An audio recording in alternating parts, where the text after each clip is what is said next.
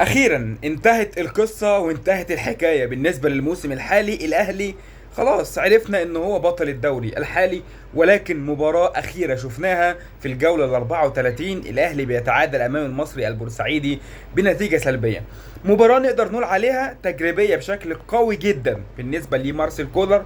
بيشارك بعض اللاعبين اللي ما كانوش بيشاركوا في الموسم، بيشارك وبيشوف النهارده دفعة كبيرة جدا من قوام الفريق الشباب او من فرق الناشئين في النادي الاهلي. فدي يعني نقدر نقول سياسة مدرب كبير مع سياسة نادي كبير، وانت اساسا في وقت دلوقتي بتحضر لموسم قوي جاي. ليه بقول بقى موسم قوي؟ واحد يقول لي يا عم هو موسم زي اي موسم، والاهلي كده كده ياخد الدوري، والاهلي هو الافضل وافريقيا والكلام ده كله. بص يا سيدي، هنتكلم عن حته الدوري الموسم الجاي دي، وهقول لك انت ليه بتقول ان الاهلي هياخد الدوري الجاي. لان الاهلي هو الاقوى. شايفين مشاكل في الزمالك، بيراميدز اساسا يعني نقدر نقول مش فريق بطولات، الاسماعيلي مفيش بقاله سنين، فالزمالك اللي بينافس الاهلي على الدوري. حتى فيوتشر النهارده بتقيل علي ماهر بالسلامه يا علي. علي ماهر النهارده باي باي مشي من فيوتشر. الزمالك اللي بينافس الاهلي على الدوري النهارده بموجود عنده 60 نقطة، الأهلي عنده 83 نقطة، يعني بتتكلم في 23 نقطة. يعني الاهلي اللي في اللي هو مركز اول، الزمالك اللي المفروض بينافسوا على الدوري مركز ثالث ب 60 نقطة، فرق 23 بونت. فريق بيراميدز فرق 10 نقاط، فالاهلي واخد الدوري مستريح. فده مجهود لموسم طويل قوي، ومجهود لسياسة قوية من إدارة الأهلي. بحترم الحقيقة الناس اللي بتشتغل، ناس محترمة شغالة. كابتن محمود الخطيب معاه سياسة قوية جدا في مجلس إدارته، الناس هناك شغالة لمصلحة النادي الأهلي. ما تقوليش بقى أصلي مش عارف بيعملوا إيه، ما معرفش. أنا عندي اللي أنا بشوفه، هم لو وحشين ربنا مش هيكرمهم، فربنا بيكرمهم وبيكسبوا ليه؟ علشان هم شغالين كويس. والاهم من ده كله ان هم شغالين لمصلحه النادي الاهلي. محدش بيدور على مصلحه شخصيه، محدش بيقول لا يا عم انا اطلع سبوبه واعمل مصالح في الصفقات، لا. احنا مش بنبخل عن الاهلي ولا هنبخل، والاهلي لازم نرفع رايته ونرفع اسمه طول العمر زي ما هو بيعمل اسمنا وعمل اسمنا. ده لسان حال اي حد بينتمي للنادي الاهلي داخل سياسه النادي الاهلي. ما بتكلمش على الجمهور، الجمهور كده كده يعني واحد منتمي من غير اي حاجه، الاهلي بيفرحه مش اكتر. بالنسبه بقى للموسم اللي جاي زي ما بنقول قوي جدا. ليه؟ الاهلي اللي هيلعب في السوبر ليج، السوبر الافريقي، الاهلي في دوري الابطال، الاهلي اللي هيلعب كاس عالم الانديه، في مباراه سوبر خلاص افريقيا داخلين عليها بمباراه الاتحاد العاصمه. بتتكلم في دوري، بتتكلم في كاس لسه بيتلعب، الكاس اللي هو المفروض القديم، لان الجديد اللي هو يبدا على الموسم الجديد احنا مش عارفين الجديد من القديم، بس في كاس مصر يعني، وكاس مصر تاني، وسوبر مصري. فانت بتتكلم وسوبر مصري ايه بقى؟ انت بتتكلم في سوبر مصري بنظامه الجديد.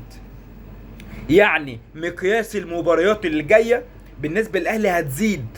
4 فرق في السوبر المصري: بطل الدوري، وصيف الدوري، بطل الكاس طبعا هو الاهلي طبعا، و وصيف الكاس طبعا اللي هو فريق بيراميدز، وبطل كاس مصر اللي هو هيكون طبعا الفريق اللي هو ياخد كاس مصر لسه شغال، لسه ما انتهاش. فيبقى 4 فرق. فانت بتزود دلوقتي على النادي الاهلي بالنسبه اللي هو بقى بيشارك في بطولات كتير الموسم اللي جاي مباريات تانية بالنسبه للسوبر المصري اللي هيتلعب ده. فالاهلي ليه ما مش هيلعب البطوله العربيه؟ مش هيلعب ليه؟ لانه لو دخل البطوله العربيه في الوقت الحالي وانا داخل في موسم قوي جاي، الدنيا هتخرب معايا في الموسم اللي جاي. علشان العب مباراه عربيه واخد فيها قرشين هخسر موسم كامل جاي.